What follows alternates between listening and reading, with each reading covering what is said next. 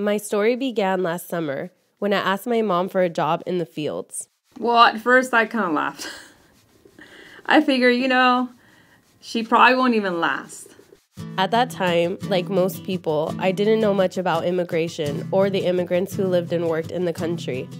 I didn't know that most of our fruits and vegetables had passed through the hands of these workers. I had no idea how much I had to learn. My name is Jensine, and this is Las Manos de Oro, the hands of gold. My name is Gilbert Molina. I'm a labor consultant for the California Association of Agriculture and Labor. My name is Ileana Arvizu. I am the owner, the general manager of ISA Contracting Services.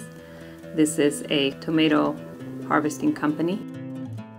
Working in the fields, I learned what real hard work was.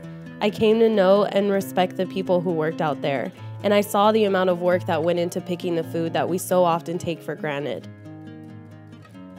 Most of the workforce that we employ today are people who immigrate from Mexico and Central America, South America. They're hardworking, very dedicated and disciplined workers that come here to work as hard as they can to make as much money as they can possibly do for the season.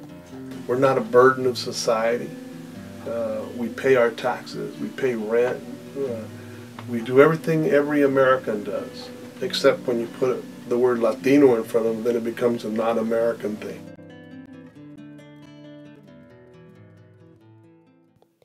As I got to know the workers, I began to feel more connected to them. I learned of their struggles coming to this country, and I couldn't believe what some of them had gone through. Mi nombre es María Zacarías.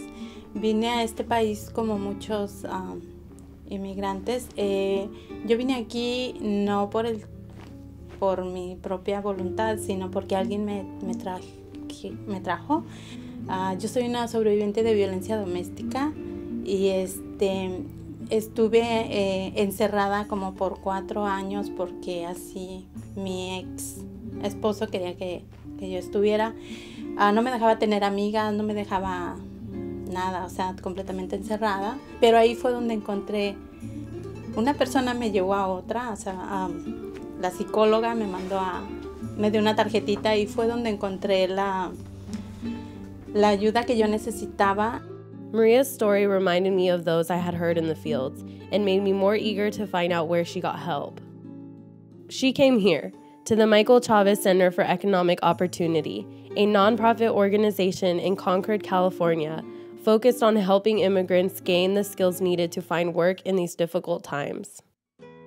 The Chavez Center began in early 2001, and it began as a basically day labor hiring hall to work with day laborers on the streets here in Concord. Well, I run a few programs, and they're all related to career development and how does people look for a job and what to do, how to act, prepare them with soft skills and even English vocabulary practice, etc. I manage the day labor program. We have about 50 to 70 members monthly on a monthly basis. Most are men. We have about maybe 10 women, and the men come here to wait for work. So employers will call in, they'll walk in, and maybe need some help. And at the same time, we want them to take advantage of the time that they're here, and they can learn how to use the computers, which most of them are really good at. They can communicate with their families in their countries and take ESL classes. So while they're here, we want them to learn because that's going to increase their employability. They can negotiate wages better and just communication with everyone in the community. Mi nombre es Fernando López. En mi país soy periodista de profesión y aquí hago labores propias de todo inmigrante, desde jardinería, construcción, pues de todo lo que pueda venir a que sea bien económicamente para mí, ¿verdad? The pathway to transfer your skills over are really hard. For example, if you were a lawyer back in Mexico, like the student we have in this technology class going on right now, if you were a lawyer back in Mexico, the requirements for that are completely different. The laws are completely different here. Right. So you have to get completely recertified and everything. It's a very long process. And if you're already uncomfortable in the country, actually getting back into the field is really hard. Oh, siempre quise ser periodista. Siempre quise ser. Hasta ahora, de cierta manera, me siento frustrado porque una u otra cosa siempre nos postergan ciertas cosas. In fields such as agriculture and construction, persons born in America are up to 3 times as likely to have a high school education than their immigrant coworkers. In fact, almost 1/3 of the immigrants coming into the country lack a diploma of any kind.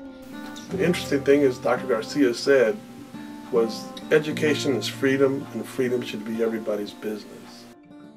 Looking back now, I never knew how much working in the fields would change my perspective on the immigrants working in the U.S. And I'm happy to know that there are places like the Michael Chavez Center that are here to help them. Because this center represents something more than just resources. It represents hope. Hope that one day immigrants will be able to reach their dreams. Mi sueño es no sé manejar, pero ya estoy practicando. Mi sueño es hablar inglés, dominar el inglés, la computación y seguir aquí en Michael Chavez Center hasta que me corran. For me, a dream is to work with women more and do more for them, that working group of women in the community. I would like to have more space so we can get more students and then we can serve more people.